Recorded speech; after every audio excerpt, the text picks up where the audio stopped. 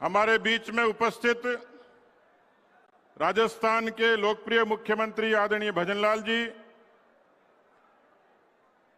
जयपुर ग्रामीण के हमारे लोकप्रिय प्रत्याशी, इस क्षेत्र के सुपरिचित आदरणीय राव राजेंद्र सिंह जी,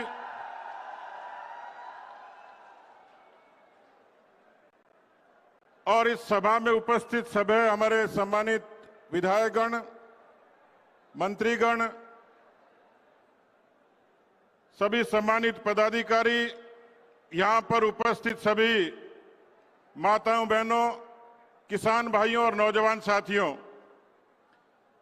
अभी पटेल जी कह रहे थे माताओं बहनों एक को छोड़ के, लेकिन मैं समझ रहा था कि पटेल जी की आवाज में जो डर था कि वो पटेलन माताओं बहनों के सबके बराबर अकेली है, लेकिन मुझे बताया कि पटेल जी की ताकत भी वही है। पटेल जी अभी मांग रहे थे, कहीं मांग पत्र रखा, तो मैं सोचता चला गया कहीं पटेल जी हवाई अड्डा नहीं मांग ले कोटपुतली में। लेकिन मैं आप सब लोगों को ये निवेदन करने के लिए आया हूं। सबसे पहले उम्मीदवार देखा जाता है। राव साहब के बारे में जिन्होंने विधानसभा उपाध्यक्ष के नाते राव साहब की संजीदगी को देखा है, इसमें कोई शक नहीं, 36 कौम को साथ लेकर जयपुर ग्रामीण की सेवा का कोई संकल्प कर सकता, उनका नाम राव राजेंद्र सिंह है।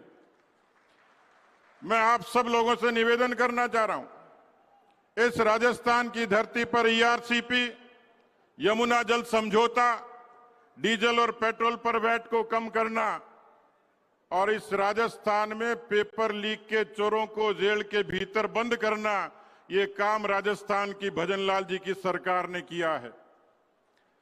मित्रों, नौजवान साथियों, विश्व नायक नरेंद्र मोदी जी का कोटपुतली आगमन इस बात का संकेत और संदेश है जिसकी चर्चा पहले हुई, लेकिन इस राजस्थान की धरती पर, हिंदुस्तान की धरती पर, राजस्थान का किसान, हिंदुस्तान का किसान, वाजपेयी साहब के युग से किसान क्रेडिट कार्ड, फसलों की बीमा योजना, प्रधानमंत्री ग्राम सड़क योजना, लेकिन मोदी जी के आगमन के बाद देश की खेती का बजट जो 21,000 करोड़ होता था, मोदी जी के हाथों से 1.25 लाख करोड़ हुआ और राजस्थान और हिंदुस्तान के किसानों को ताकत मिली। मोदी जी के नेतृत्व में राजस्थान के उन तमाम किसानों को, 60 लाख किसानों को, हिंदुस्तान के 12 करोड़ किसानों को 2 लाख करोड़ के प्रधानमंत्री किसान सम्मान निधि की सौगात मिली है। मैं आप सबसे निवेदन करना चाहता हूं, वो समय था जब लोग कहते थे हिंदुस्तान की साख कमजोर हो गई, लेकिन देश के प्रधानमंत्री नरेंद्र मोदी जी ने आतंकवादियों की चुनौती को स्वीकार करते हुए 370 को खत्म किया और लाल चौक पर भारत के तिरंगे को आतंकवादियों की छाती पर गाड़कर हिंदुस्तान के मान को ऊंचा करने का काम किया। इन इतने वर्षों में कांग्रेस पार्टी के लोग हलफनामा देते थे कि राम काल्पनिक है, राम का अस्तित्व नहीं है। इन कांग्रेसियों का राम निकला हुआ था, लेकिन राम की धरती पर पवित्र राम के मंदिर के निर्माण का संकल्प मोदी जी ने पूरा किया। इस विश्व नायक को बहुत बहुत कोटि कोटि अभिनंदन। मैं आप सब लोगों को आभार व्यक्त करता हूं।